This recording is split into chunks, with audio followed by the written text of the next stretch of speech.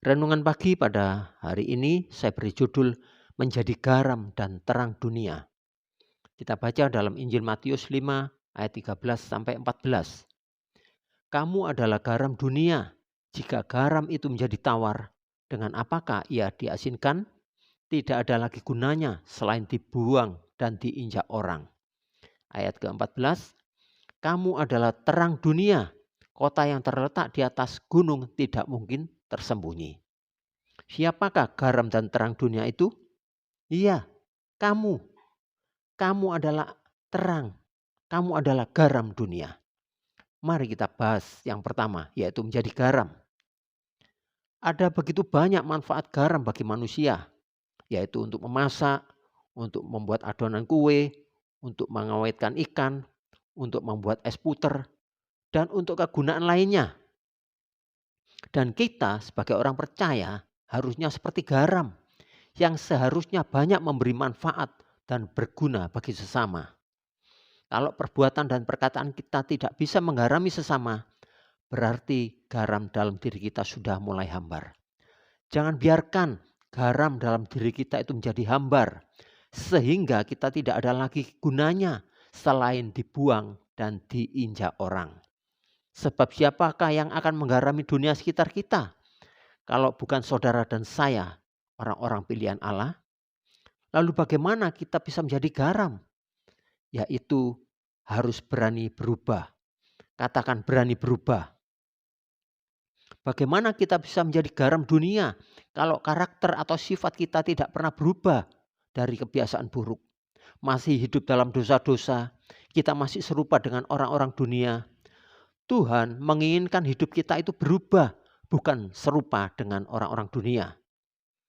Dalam Roma 12 ayat kedua mengatakan, janganlah kamu menjadi serupa dengan dunia ini, tetapi berubahlah oleh pembaharuan budimu, sehingga kamu dapat membedakan manakah kehendak Allah, apa yang baik, yang berkenan kepada Allah, dan yang sempurna. Amin.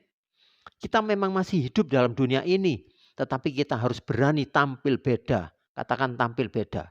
Ya, karena kalau kita sama atau 11-12 dengan orang-orang dunia ini, apa bedanya kita dengan mereka? Maka hidup kita tidak bisa menggarami orang lain. Jadi hidup kita harus berbeda dengan orang-orang dunia, yaitu harus lebih baik dalam perbuatan dan perkataan kita.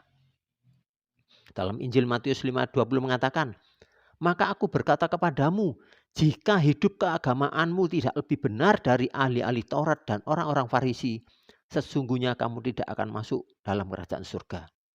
Jadi hidup kita itu harus lebih baik dari orang-orang Farisi dan ahli-ahli Taurat.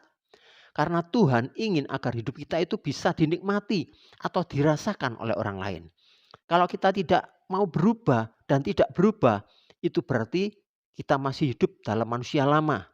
Masih hidup dalam karakter-karakter atau sifat-sifat atau tabiat-tabiat yang lama. Masih hidup dalam kedagingan dan hawa nafsu. Itu namanya orang Kristen yang tidak mau berubah. Jadi mari kita berubah dari tabiat-tabiat yang lama dengan tabiat-tabiat yang baru. Mestinya kita ada perubahan yang nyata yang bisa dilihat dan dirasakan oleh orang lain. Sebab kita sudah menjadi ciptaan baru di dalam Kristus. Dalam 2 Korintus 5 ayat 17 mengatakan, jadi siapa yang ada dalam Kristus, ia adalah ciptaan baru, yang lama sudah berlalu, sesungguhnya yang baru sudah datang. Jadi jangan lagi kita melakukan hal-hal yang sama dengan orang-orang dunia. Sebab kita sudah lahir baru di dalam Kristus. Karena tanpa perubahan yang nyata, kita tidak mungkin bisa menggarami dunia ini. Biarlah tabiat-tabiat, sifat-sifat, karakter-karakter yang lama yang sudah berlalu dan diubahkan dengan karakter baru di dalam Kristus. Sekarang yang kedua, yaitu menjadi terang. Kalau ada orang berkata, tahun 2023 adalah tahun yang gelap. Ya, itu kata mereka. Tapi apa kata Tuhan? Kamu adalah terang dunia. Amin. Lalu bagaimana kita bisa menjadi terang dunia? Yaitu dengan rajin berbuat baik. Katakan rajin berbuat baik. Alkitab juga mengatakan, janganlah jemu-jemu kamu untuk terus berbuat baik. Ya. Mana mungkin orang tahu kalau kita hidup di dalam terang. kalau kita tidak pernah berbuat baik pada sesama. Sebab melalui perbuatan baik yang kita lakukan setiap hari, itu dapat menjadi terang bagi banyak orang. Dalam Matius 5 ayat ke-16 mengatakan, demikianlah hendaknya terangmu bercahaya di depan orang, supaya mereka melihat perbuatanmu yang baik dan memuliakan Bapamu yang di surga. Ya, ketika kita bekerja di kantor, ketika kita di gereja, di kampus, di sekolah, di rumah, dan berjumpa dengan orang-orang sekitar kita, sudahkah perbuatan baik itu dirasakan oleh mereka? Ya, mari saudara, kita terus rajin untuk berbuat baik. Sebab ketika orang lain melihat perbuatan kita yang baik, sesungguhnya kita telah memuliakan Tuhan kita.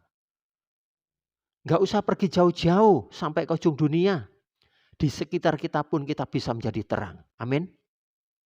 Gak usah bersusah payah untuk menjadi seorang pengkhotbah yang terkenal.